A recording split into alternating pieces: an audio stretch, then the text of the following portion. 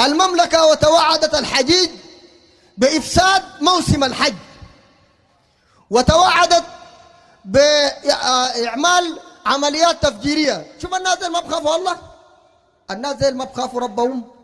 انت دار تفجر ناس دول البيت الحرام، ضيوف الرحمن جايين دا يفجروهم، فهمت؟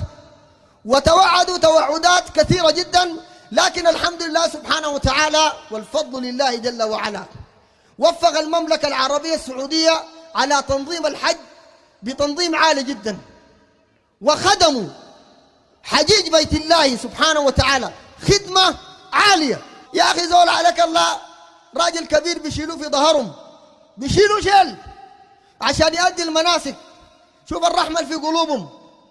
ناس الأطفال الصغار واحد أمه تعبت أو ذووه تعبوا يشيلوه وتلقاهم بيأكلوا في ده وبيرشوا ده بالمويه وبيضحكوا مع ذاك وبيخدموك انت لما تأدي المناسك كلها آمنا مطمئنا. فربنا سبحانه وتعالى وفق المملكة إنه أمنت، جعلت أمان للحج. انت تحج بيت الله سبحانه وتعالى وتلقى عناية في بيتكم ما في، والله أتحداك.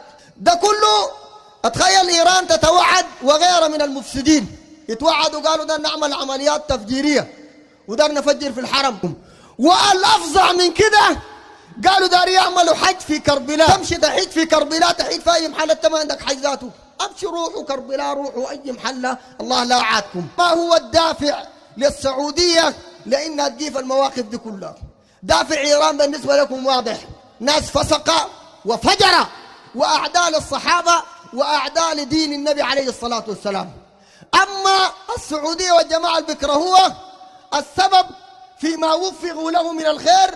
ما تتخيل إنه المسألة دي جاء صدفة. الخير اللي في السعودية ده كنتوا شايفينه كلكم، ما تتخيل جاء صدفة، ده جاء بسبب التوحيد يا ناس. توحيد، لأنه يا أخواننا ما في قبة بتعبد هناك، قبر واحد بيعبد ما في.